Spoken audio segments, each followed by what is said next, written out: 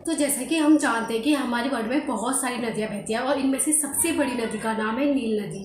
तो आज की इस वीडियो में मैं आपको बताने वाली हूँ नील नदी के बारे में। तो वीडियो को लास्ट तक देखिए और वीडियो अगर अच्छी लगती है तो वीडियो को लाइक कीजिए और चैनल को सब्सक्राइब कीजिए। Guys, I am Aarti Vishwakarma and welcome back to my channel. तो आज की इस वीडियो में मैं आपको बताने वाली हूँ नील नदी के बारे में। नील नदी की शुरुआत अफ्रीका की सबसे बड़ी लेक विक्टोरिया से होता है और यह भूमध्य सागर में जाकर मिलती है। नील नदी अफ्रीका महादेश में बहती है। यह 11 देशों से होकर गुजरती है, जिसमें से प्रमुख देश हैं मिस्र, सूडान, युगांडा और इथियोपिया।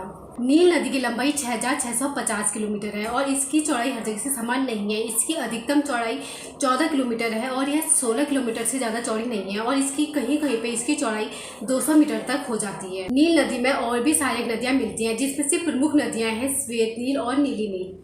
नील नदी अपने मुहाने पर एक बहुत बड़ा डेल्टा बनाती है, जिसकी लंबाई 160 किलोमीटर और जिसकी चौड़ाई 240 किलोमीटर तक है। नील नदी का महत्व प्राचीन समय से चला आ रहा है, क्योंकि इतिहास में बहुत बड़े बड़े नगरों का उद्यान नील नदी से हुआ है। इसमें से एक है मिस्र की सभ्यता। अब हम जानेंगे कि मिस्र की सभ्यता में नील नदी का क्या योगदान था।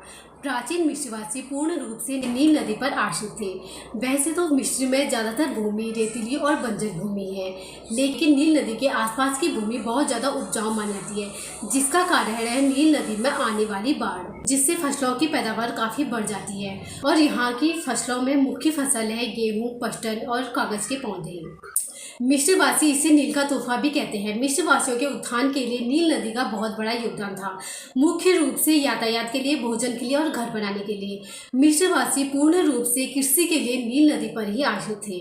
वर्तमान समय में नील नदी में आने वाले भीषण बाढ़ से बचने के लिए आसवान डैम का निर्माण किया गया है, जिसे 1970 के दशक में बना दिया गया था। मिस्र भाषियों के लिए नील नदी का महत्व इतना ज़्यादा था कि उन्होंने अपना कैलेंडर नील नदी के हिसाब से बनाया था। उन्होंने अपने कैलेंडर को 3 हिस्सों में बांटा था, जिसमें पहला चक्र था नील नदी में आने वाला भीषण बाढ़ और दूसरा चक्र था फसल लगाना और तीसरा चक्र था फसल को काटना। नील नदी का दक्षिणी भाग भूमध्य रेखा के पास स्थित है, जहाँ पर बहुत ज़्यादा मात्रा में बारिश होती है, जिस कारण यहाँ पर सामना नामक उष्णकटिबंधीय घास के मैदान पाए जाते हैं और साथ ही यहाँ पर बहुत ज़्यादा गोंद के पेड़ पाए जाते हैं, जिस कारण सूडान विश्व का सबसे बड़ा गोंद उत्पादक देश है। नील नदी अफ्रीका के लिए वरदान है, क्योंकि मिस्र सहित कई मॉडर्न शहर नील नदी के किनारे बसे हुए हैं। सो गाइज, आपको वीडियो कैसी लगी? अगर वीडियो अच्छी लगे तो वीडियो को लाइक कीजिए और चैनल को सब्सक्राइब कीजिए। और इस बार हम लाइक का एम रखते हैं 40। तो अब हम अगले हफ्ते लेके आते हैं नई वीडियो, तो चैनल को सब्सक्राइब कीजिए।